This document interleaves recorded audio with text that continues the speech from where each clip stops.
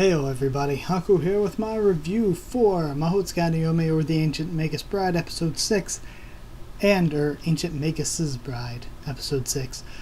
Either way, I'm gonna apologize ahead of time if the lighting's kinda crappy. I didn't have time during the day and I'm recording this at night. And also, if my voice is kinda scratchy, my throat hurts from recording 2 reviews before this one. So yeah, either way, let's start talking about this episode. So we have that sorcerer that was in the flashback watching on as all this stuff is going down. Renfred is called a human supremacist by Elias because he says that a human shouldn't be bought. So apparently being against human slavery is now human supremacy. I get there's probably more deep-seated things that we as viewers don't know that make that title for Renfred a lot more apt. But it just seemed kind of like a weird exchange at first, where he was like, I can't believe you would buy a human, or people would buy humans. And then Elias's response is, you're such a human supremacist. And it's like, what? It's like, did I miss something here? But either way, Molly survived, and I am happy. I would audibly cheer while watching this episode every time I watch it from now on. Molly made it, Molly survived, and I'm happy because I wasn't expecting that. Renfred and Alice just book it out of there, they leave, and it seems like, because they end up confronted by that sorcerer again, we see the scars on Renfred's face, he's missing an arm, and even Elias was like, wonder why he was missing an arm when he left. You know, last time I saw him, he had both his arms. So it seems like they may be being pressured or forced into whatever's going on by this sorcerer.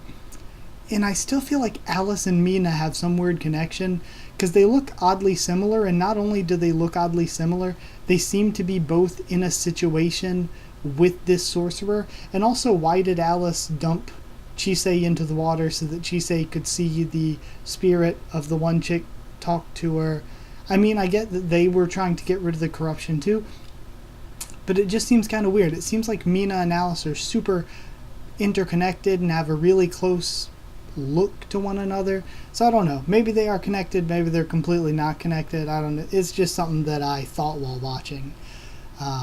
Also, I thought that, yeah, they may be pressured into doing what they're doing because of this sorcerer.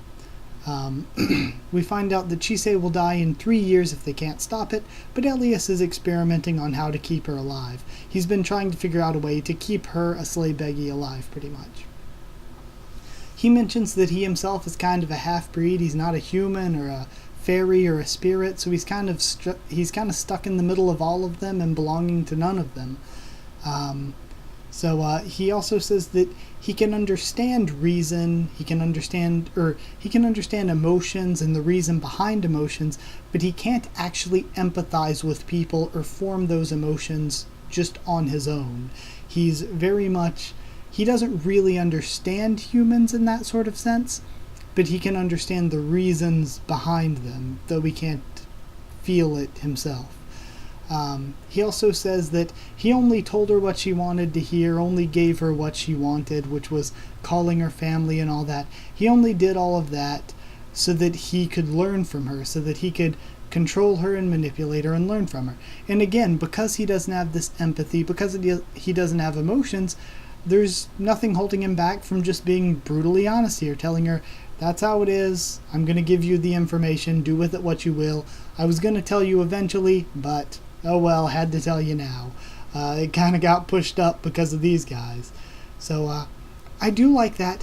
One thing, the relationship, I'll talk about it as a whole in the end though, but the relationship between Chisei and Elias is just kind of creepy, and I'm not the biggest fan of it.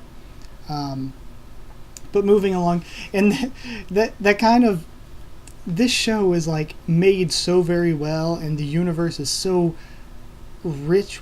The whole like magic setup is so great for it, and the characters are really well designed and have really good character traits that I feel like I would love it so much if the relationship wasn't so creepy and off-putting, and if that wasn't the central point of the show, was their relationship, which is creepy and off-putting.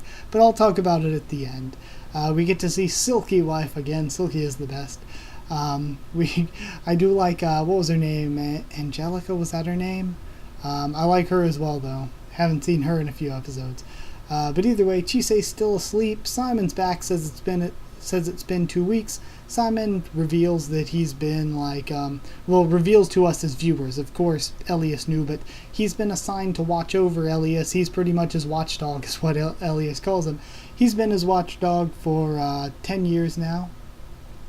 Then we have a big grand entrance for the Fairy Queen Titania, and it was just this big over-the-top entrance for her. And I already see 1,000 people making this joke before me, but yes, there is a reason she is called Titania. Damn. Then she teleports Simon away for worshipping a foreign god.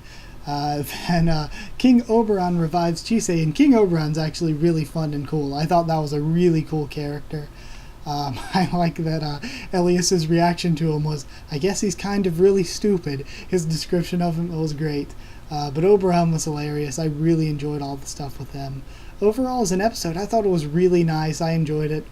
I enjoyed it like I enjoy every episode, but I always feel like the show would be better if there wasn't a romance element to Chisei and Elias's relationship.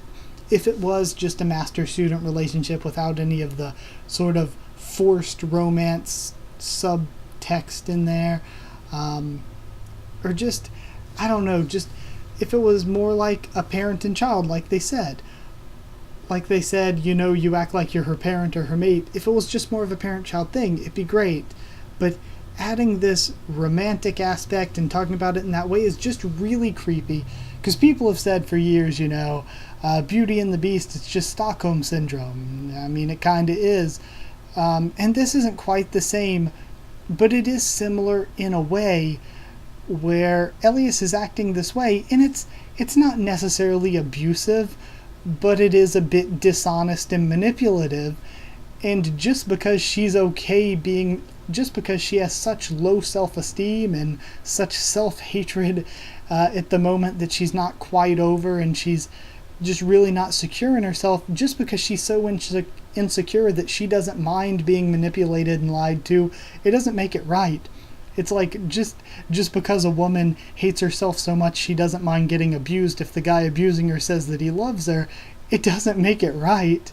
It doesn't make it right at all if she doesn't care that she's being abused. And it's kind of the same way with Chisei here, where just because she has such low self-esteem that she doesn't mind being manipulated doesn't mean it's right for him to manipulate her. And it ends up coming off really, really creepy, and it seems like he is manipulating her, and it's just...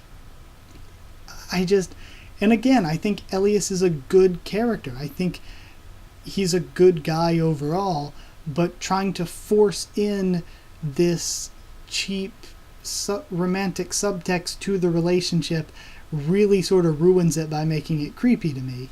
And that's with so many shows where relationships or romance is just sort of forced and shoved in even when it doesn't really need to be or doesn't fit that well or isn't the best. I think this is a situation where I can apply that as well, where I can say I like their relationship and I would be super happy with their relationship being the main focus of this story if it wasn't for the romance aspect of it being shoved in there. So yeah, that's the big thing where so many people have said this series is so great, and it really is. Like I said, the characters are so good, the setting is so good, and the production quality is really, really good. But the issue for me is that though all that is good, the reason that I haven't got as into it, the reason I'm not like so hyped up about it, talking about it all the time like I am with Hoseki no Kuni or even Juni Taisen a bit, or Shoujo Shimatsu Ryoko, the reason that I'm not like so into it, talking about it all the time, is just because, or the reason that I think that I haven't been able to get into it that much and like cry out and preach the gospel of it being one of my favorite shows this season, is just because of that one aspect. Their relationship is just kind of creepy to me, and this episode had a lot of undertones of that. But either way, like I said, I did love the episode. I just wanted to point out and explain my one criticism of the show right now. And that really is my one and only criticism of the show. Everything else about it's really unique and great, but I won't go over all that again. So yeah, either way, I enjoyed it. I would give it 8 Titanias out of 10. 8 out of 10. I enjoyed it. Like, if you did like the video, comment down there to tell me what you thought of my thoughts of this episode, what you thought of the episode yourself. Subscribe for more. Mohoutsukai no Yome, Hoseki no Kuni, Shoujo Shumatsu Ryoko, Children of the Whales, Juni Tyson, One Piece, so much more on the channel. Like, seriously, a ton of stuff. Follow on Twitter if you want. I can try to keep you updated there and stuff for the channel, or if you want a link to our Discord server to talk there with the rest of us, just ask and I'll give you one. No problems with that. So, yeah, that's it. Yeah. Is that everything that I needed to say in this video? Yeah, guess that's it. Thank you for watching. I'll see you all next time.